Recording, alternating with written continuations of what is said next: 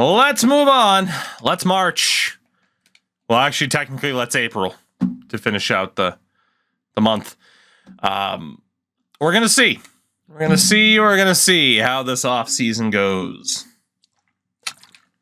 and see if the Portland Pirates have made the playoffs in just a matter of days. A matter. Okay, what else do we have scouting-wise?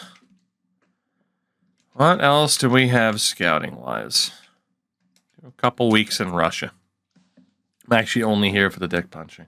Well. There you go. Enjoy. Who sang that remix of the Taylor Swift song I just played? We Came as Romans.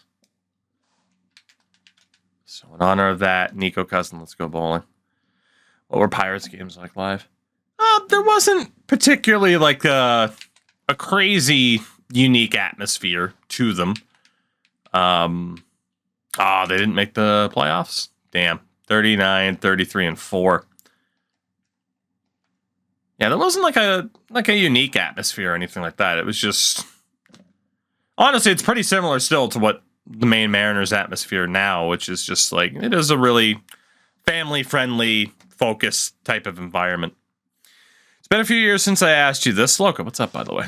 You are missing one of those nifty little VIP badges since I had to reset. Or I didn't have to reset, but I chose to reset the system. Let me fix that really quickly for you.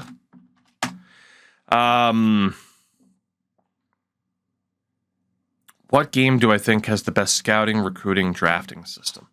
So we're obviously talking like any sports game, right?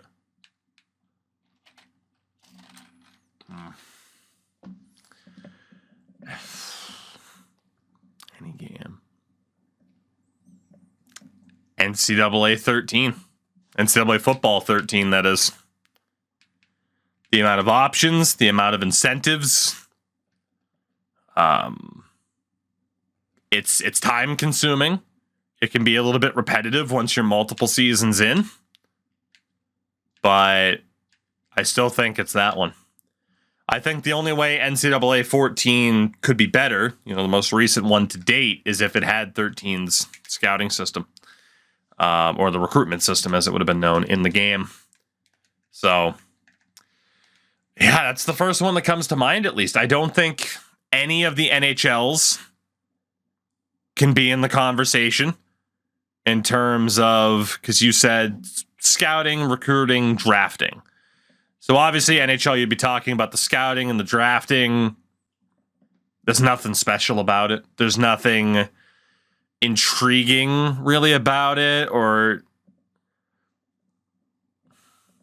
there's no great yes, this is an addicting feeling of like, oh yeah, strategy, and man, I really nailed the strategy of that draft against like AI GMs or anything like that. Like that's just, it's not really a thing.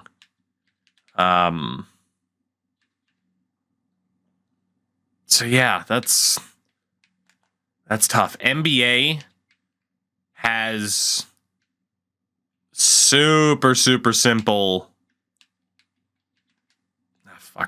NBA has super simple scouting to this day.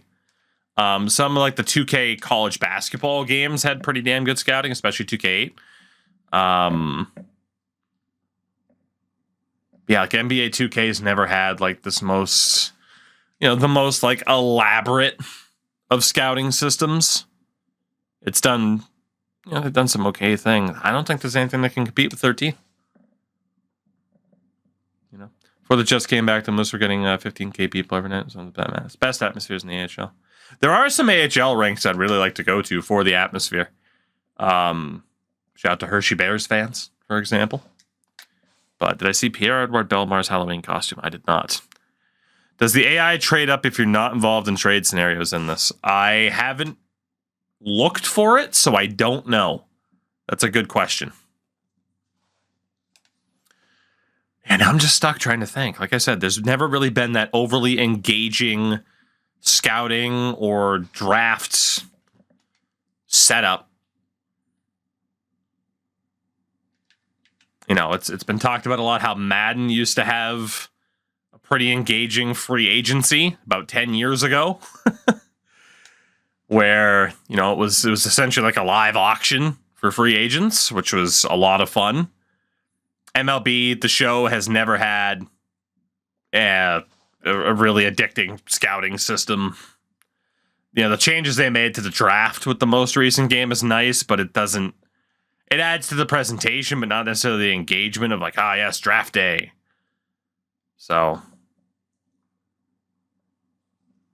yeah, I think it's going to be that. Jesus Christ. Dude, it's always LA or Pittsburgh. Always. Which I suppose is accurate. The Pittsburgh Penguins win the Stanley Cup in 2015-16. Oh, it's always Pittsburgh or LA. They're so damn strong at the start of a franchise in these games. I wouldn't be surprised if those are the final two. It's Pittsburgh over San Jose. Wow. The actual Stanley Cup. In the same amount of games, too, right? Right? I'm pretty sure Pittsburgh... Sin would know if he was here. 2016 Stanley Cup Finals. Game 6, yeah. Same amount of games. Perfect. Well, I have to message Sin that. Hold on. Just let me text noted Sharks fans, Sim for the Win Productions, on the YouTube side of things. And we'll take a picture of that. And I will say, guess what year this was in my franchise, Sim?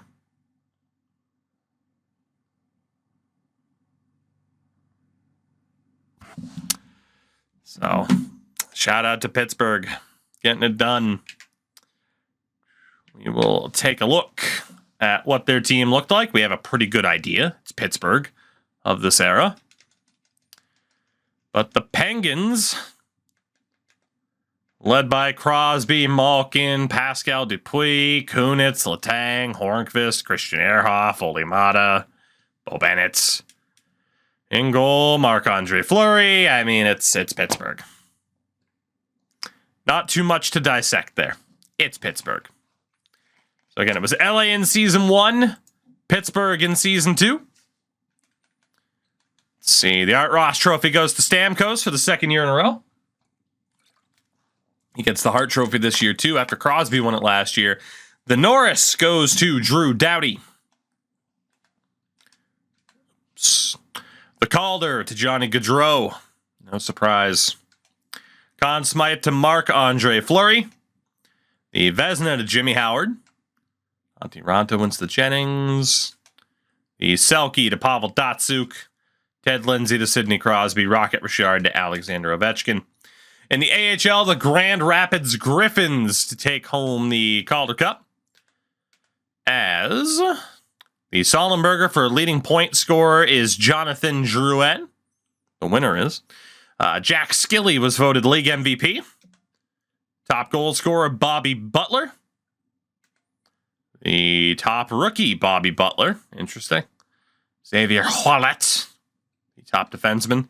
Top goaltender, Kevin Poulin. The MVP of the playoffs, the monster, Jonas Gustafsson. There we go. That is our second season in the books. It is still amazing how much more of a complete package and presentation this game is compared to the next-gen version.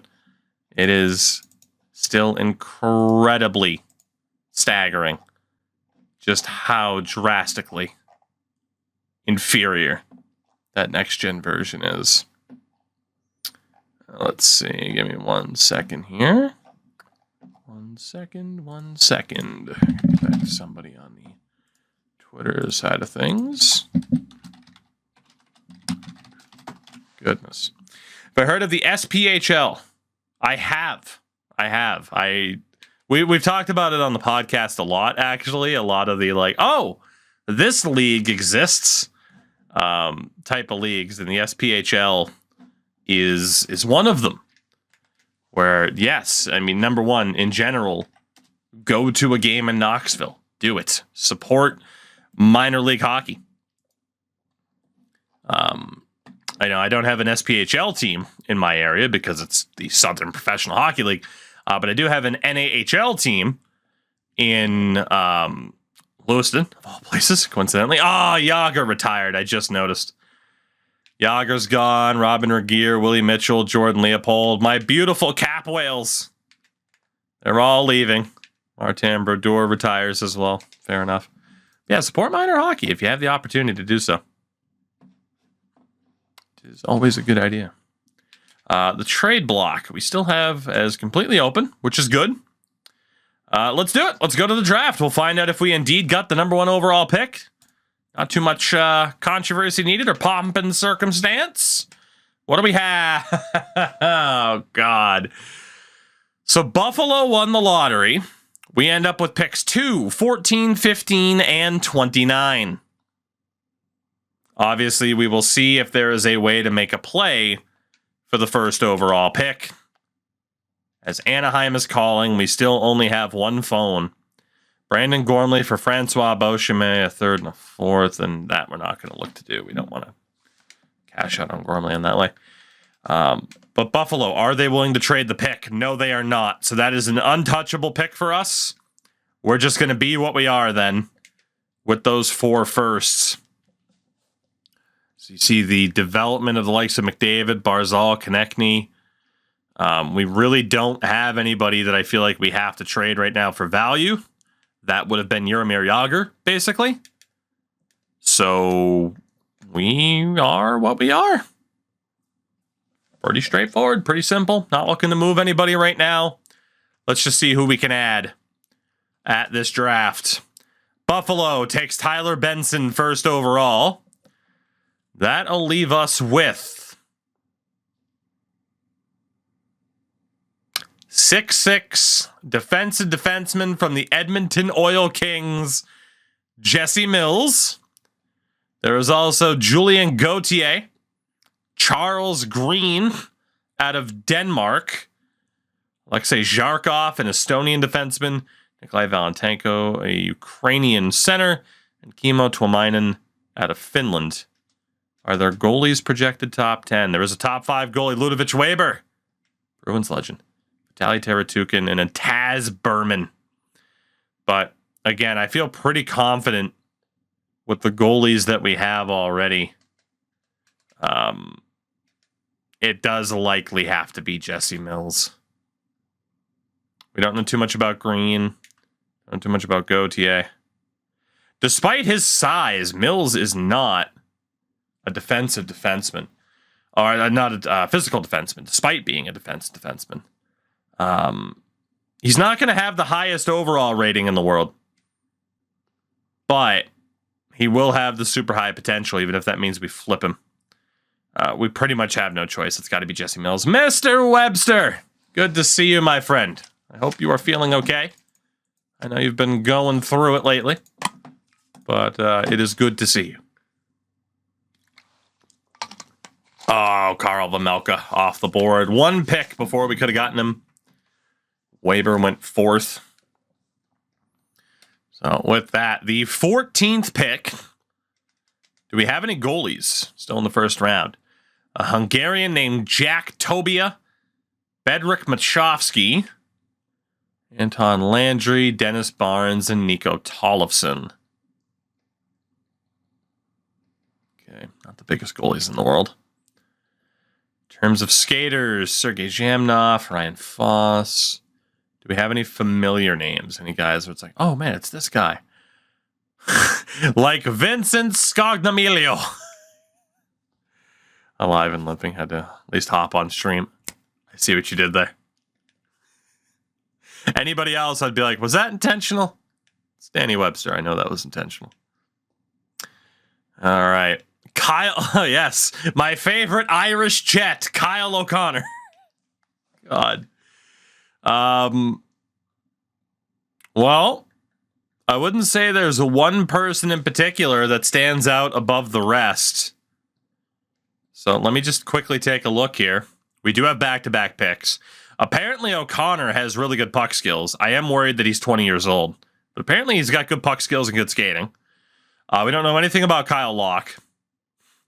Brooke Hiddink is apparently pretty good offensive, pretty well-rounded in general. Colton Olenek. Don't know anything about him. Well, at least not that much. Mitch Webb, not looking as good. Riley Bruce, another towering defenseman. Again, not very physical despite his stature. Nick Pastorius, decent puck skills, okay, defensive. David Henley, as a defensive defenseman, I would presume, actually looks pretty damn good. Scamilio, I mean, it could be worth the risk. Scognomilio, excuse me. Richard Vlasic. Nico Hataya. Holy Matthew Henderson, a tremendous defenseman in terms of skating ability. Charles Anthony Poulin. Ryan Foss. Okay, there are quite a few players we could go for here. Quite a few indeed. Henderson has good potential. So does Scognomilio, Bruce, and Hidink. So it's clearly a forward and a defenseman. We do have the back-to-back picks.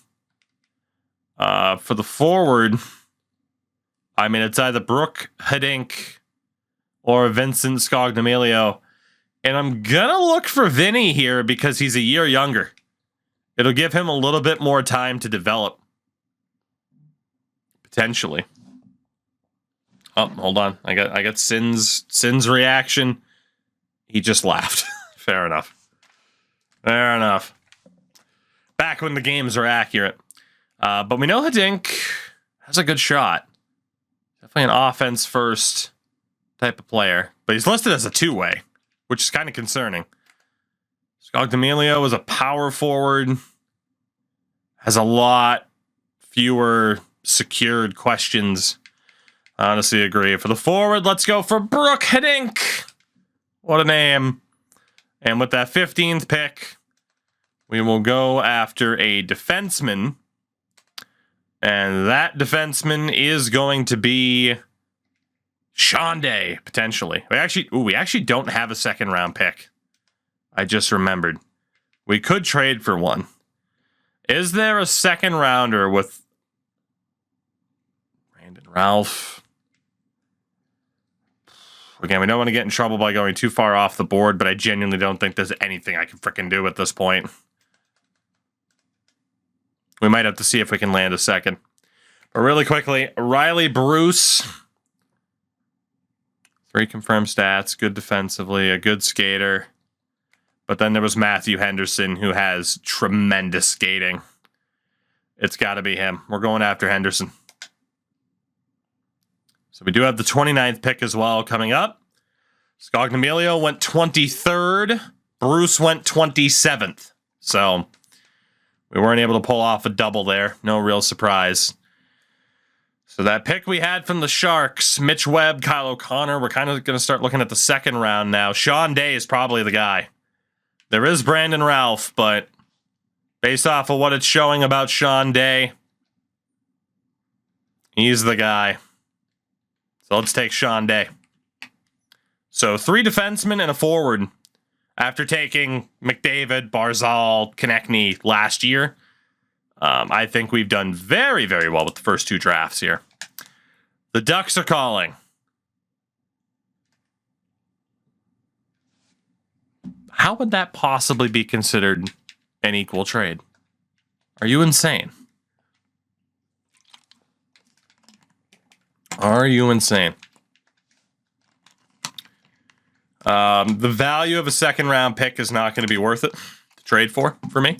So we will just go through the second round. We have a pick early on in the 3rd, but just so people know where certain names landed, including Jansen Harkins to the Montreal Canadiens, Parker Wotherspoon off the board, Mackenzie Blackwood is a blue, Graham Knott. So not too many relevant names from a modern perspective in that second round. We go to the 3rd. Ottawa's calling. I don't need Craig Anderson. I like Craig Anderson a lot. Don't need him, though. We're good. Let's see. Who do we have here in round number 3? First and foremost, let's look at goalies. Nobody, basically. Might get Cole Keller a little bit later on, but nobody right now. So, obviously, Alexei Daoust is probably the best-looking prospect there. There is also Connor Garland and a dude named Pugsley. Steven Seager. Do you have anybody else with that really good potential? Bradley Lalonde's not looking that bad. Adam Brooks. Yeah, I feel like we have our primary target here. Shout out to Ruppe Hintz, by the way. See where he ends up. But yeah, I think we got our guy in Daoust. Really good skater. We want someone to keep up with Connor McDavid. Daoust is that person. We do not have a 4th round pick. You see the rest of the 3rd. Connor Garland goes to the Habs. Ruppe Hintz is a Pittsburgh Penguin.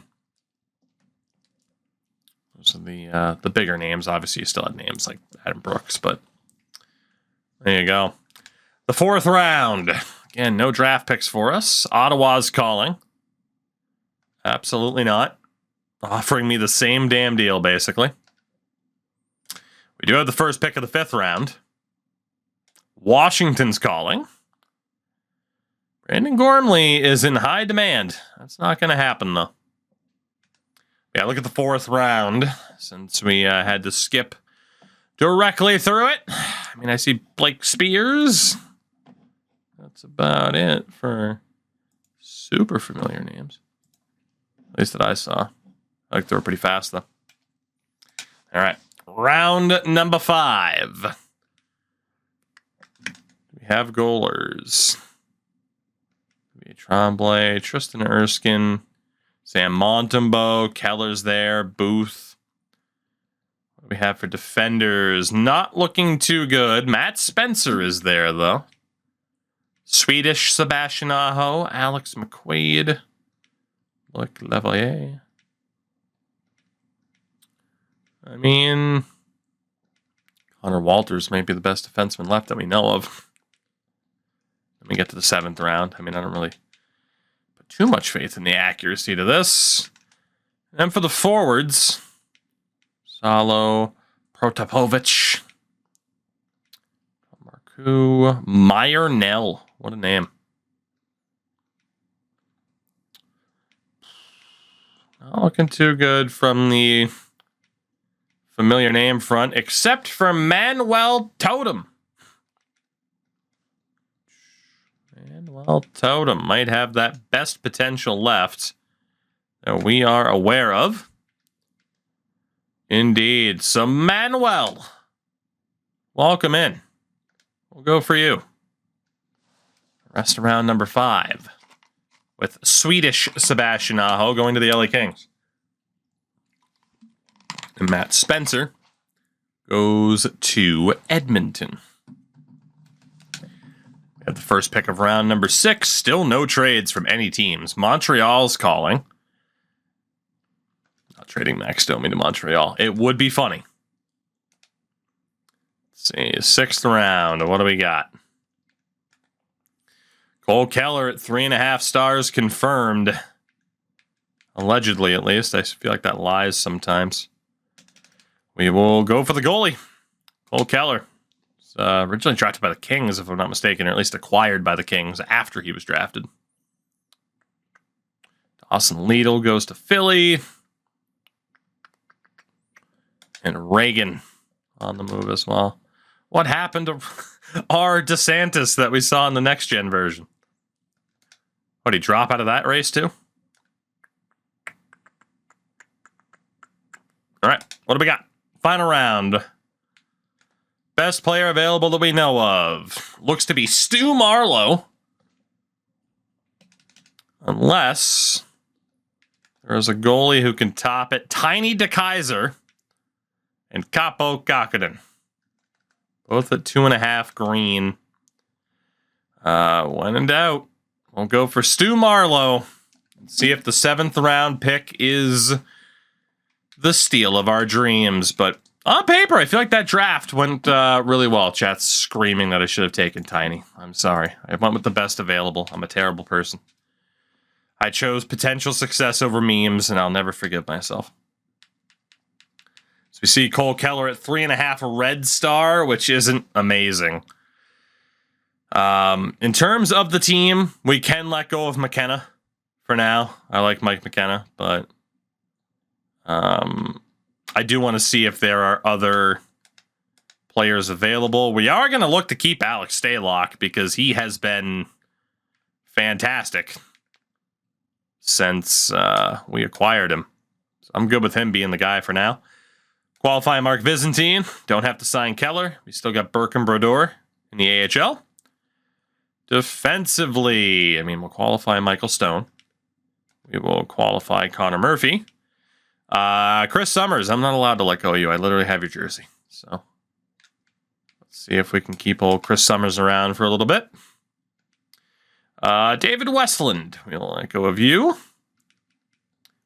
Henderson, 4 stars, 67 overall at 20 years old. He is going straight to Portland. He could be something for us. And there's Hetherington, Armstrong. Marlowe was American. So we can put him in the AHL pretty much immediately, too. And there's Vince Dunn. Sean Day, 4.5 a red star. Mills is 4.5 gold. Only a 50, but we got some defensive prospects in the mix to go with the good forwards that we have. That was the goal. Right wing side, Mike Brown stays. He's our captain. Our fearless leader and captain, Mike Brown. He stays. He stays. Toby Reeder. I feel like I can invest in more promising players than Toby Reeder, but I'm going to hold on to him for a minute. Daoust. He at 3.5 gold is definitely getting signed. He's 20 years old. Straight to the AHL. Totem Pole, 3.5 a red. It's not amazing, but we'll still sign him. Then there's Brooke Hidink, who's also a 4-star. So we had a very, very good draft.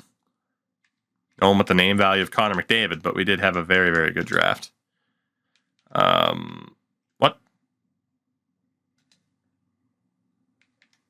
Okay. Left wings. Thank you. Lesio, qualifying offer for you. Kenny Agostino, might as well hold on to him too. Brett Bulmer. Anton Bleed's not going anywhere. Peter Solarik's not going anywhere. Alex Renaud, we are going to sign you as well. The AHL is going to be fucking crowded. We're probably going to have to make some decisions here soon. Unfortunately, that includes not signing Michael Bunting. This game did not predict the future very well. We have to prioritize other people above Mr. Bunting. Then at center, we can look to keep Mr. McMillan. Gotta love the random sounds. Oscar Lindbergh, we can keep you too. You're actually pretty good. Noah Rod's not going anywhere. Jordan Martinuk as well can stay. Again, Barzal looks insane, much like McDavid. Ryan McInnes.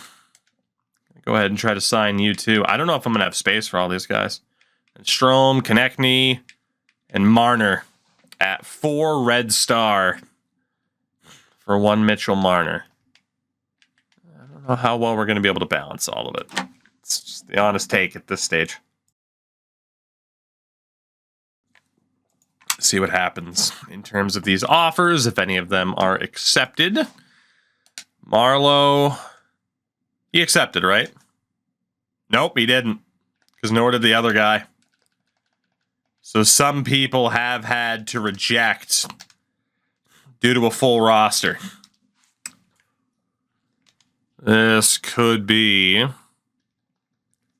somewhat problematic.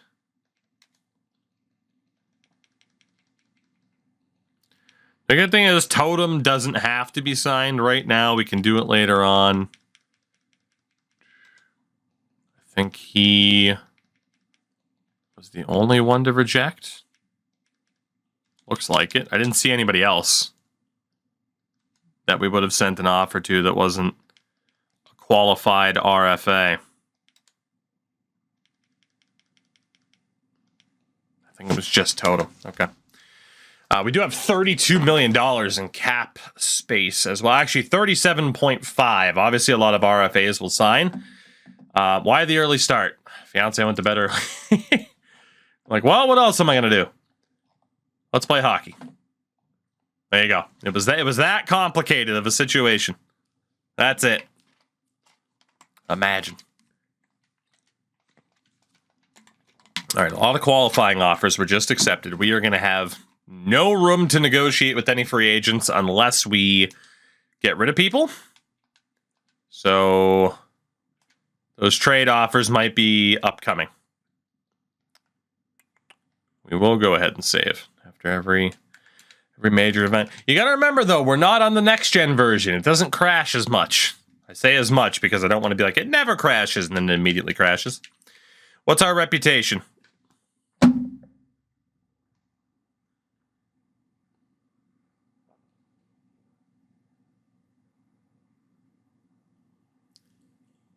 Why? What did I do wrong? What did I apparently do wrong to have it drop from a -15 to a -71?